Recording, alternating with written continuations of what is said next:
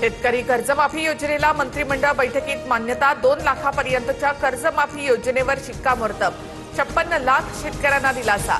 विधान परिषद निवडणुकीच्या आचारसंहितेमुळे लगेच घोषणा होणार नाही। लाडकी बहीण योजनेसारखा कर्जमाफीचा खेळ मांडू नका। शेतकऱ्यांची फसवणूक आम्ही खपवून घेणार नाही। राजू शेट्टींचा सरकारला इशारा। 80 लाख अपात्र महिलांकडून सरकार पैसे वसूल करणार नाही। महिला म्हणून पैसे लाटणाऱ्या 14,000 पुरुषांकडून पैसे वसूल करणार। लाडकी बहीण योजनेबाबत मुख्यमंत्री फडणवीसांची स्पष्टोक्ती।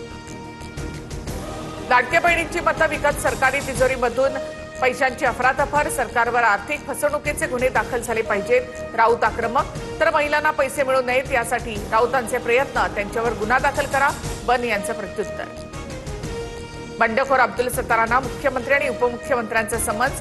मुंबईमध्ये बैठकीसाठी बोलावलं। भाजपकडून शिवसेना संपवण्याचं काम सुरू असल्याचा सत्तारांचा आरोप। संभाजीनगरमधून सत्तारांच्या मुलाने विधान परिषदेसाठी अर्ज भरलाय। नेत्यांना विचारून बोलण्याचा समन्वय समितीच्या बैठकीमध्ये निर्णय। मग सत्तारांनी बोलण्याआधी शिंदेंची परवानगी घेतली होती का? भाजप हे स्लो पॉइझन असल्याच्या सत्तारांच्या टीकेला चंद्रशेखर बावनकुळेंचं प्रत्युत्तर। शिवसेना सोडून पश्चाताप झालेल्यांनी भूमिकेचा पुनर्विचार करावा। ठाकरेंच्या नेतृत्वामध्ये मागे यावं। अंबादास दानवेंसह संजय राऊतांचा शिंदेंच्या शिवसेनेवर निशाणा। समृद्धी महामार्गावर ठाकरेंचे नेते अंबादास दानवे आणि शिंदेंचे आमदार अब्दुल सत्तार यांची भेट। सत्तार मुंबईला तर दानवे शिर्डीला जात असताना दोघांमध्ये भेट। राजकीय चर्चांना उधाण। दोन्ही शिवसेना एकत्र येण्याबाबत कालच दानवेंनी केलं होतं विधान। सोलापूर विधान परिषद निवडणुकीत काँग्रेस उमेदवारांच्या अर्जावर आक्षेप। आदित्य फत्तेपूरकर यांच्या अर्जावर सूचकाची सही बोगस असल्याचा नागेश भोसलेंचा दावा। तर भाजपने काँग्रेसच्या सूचकाचं अपहरण केलं। बहुमत असतानाही का घाबरताय? प्रणिती शिंदे यांचा आरोप। निवडणूक अधिकाऱ्यांनी विक्रम काकडेंच्या अर्जावरील आक्षेप फेटाळला। काकडेंनी अर्जामध्ये मालमत्ता लपवल्याचा पवारांच्या राष्ट्रवादीचा आरोप। निर्णयाच्या विरोधात पवारांची राष्ट्रवादी कोर्टात जाणार। पुणे विधान परिषदेसाठी महायुतीकडून विक्रम काकडे यांना उमेदवारी। पक्षामधील नाराजीवर पडदा टाकण्यात पार्थ पवार यशस्वी।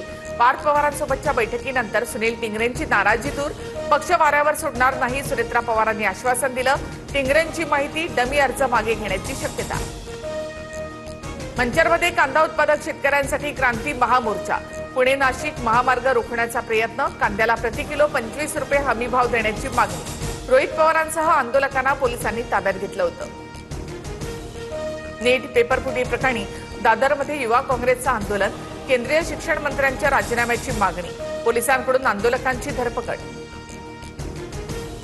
महागाईच्या विरोधामध्ये ठाकरेंची शिवसेना रस्त्यावर। भायखळा रेल्वे स्टेशन परिसरात किशोरी पेडणेकरांकडून चूल पेटवत सरकारचा निषेध। पेट्रोल डिझेल दरवाढीच्या विरोधात ठाकरेंच्या शिवसेनेचा एल्गार। सोलापूर जळगावमध्ये वादळी वाऱ्याने केळीची बाग जमीनदोस्त। लातूर अहमदपूरचा निलंगा औसा या भागात वादळी वाऱ्यासह पावसाची हजेरी। ग्रामीण भागामध्ये अनेक ठिकाणी विद्युत पुरवठा खंडित। जळगावमध्ये वादळी वाऱ्याचा आंदोलकांनाही फटका। जिल्हा उपनिबंधक कार्यालयासमोर विविध मागण्यांसाठी पुकारलेल्या उपोषण स्थळाचा मंडप कोसळला। Video viral. जेजुरी गडावर आता भंडारा खरेदीची सक्ती नाही। भंडारा खरेदीसाठी दबाव टाकल्यास व्यापाऱ्यांवर थेट खंडणीचा गुन्हा दाखल होणार। पोलिसांचा कडक इशारा। जळगावच्या सराफ बाजारात सोनं चांदीच्या दरात पुन्हा मोठी वाढ। सोनं 1,000 तर चांदी 4,000 रुपयांनी महागली। जीएसटीसह सोनं 1,59,000 प्रतितोळा।